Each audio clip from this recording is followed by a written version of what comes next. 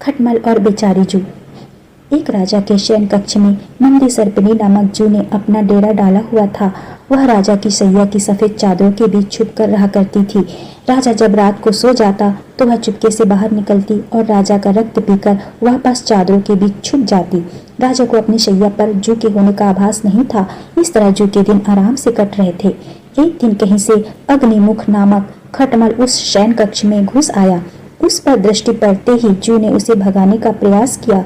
वह उसके कारण किसी विपत्ति में नहीं पड़ना चाहती थी, किंतु खटमल कहाँ आसानी से मानने वाला था।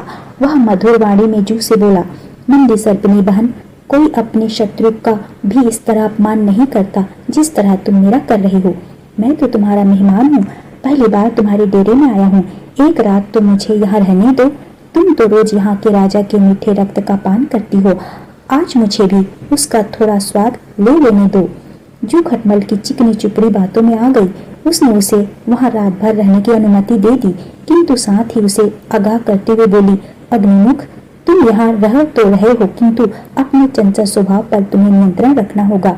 राजा की जब गहरी नींद पड़ जाए तब मेरे रक्तपान करने के उपरांत ही तुम राजा का रक्त पीना, और ध्यान रखना कि रक्तपान करते समय राजा को कोई पीड़ा न हो, अन्यथा हम दोनों मारे जाएंगे।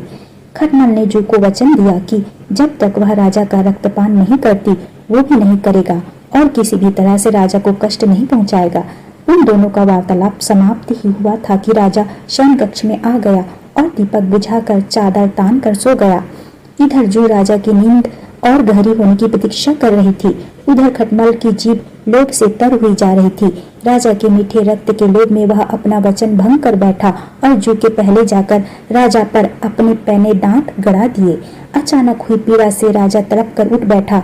उसने संतरियों को बुलाया और कहा, इस शैया में अवश्य जू या खटमल है, तत्काल दीपक जलाकर उन्हें खोजो और मार डालो।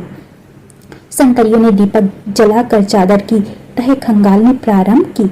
जू हमेशा की तरह चादर की तहों में छुपी बैठी थी। खटमल राजा को काटकर पलंग के पायों के जोड़ में जा छुपा था।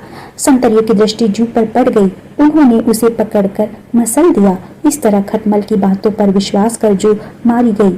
सीख, अज्ञात या विरोधी स्वभाव के व्यक्ति की चिकनी चुपड़ी बातों में आकर उन पर विश्वास करना हानिकर है। उनसे सदैव सावधान रहना चाहिए।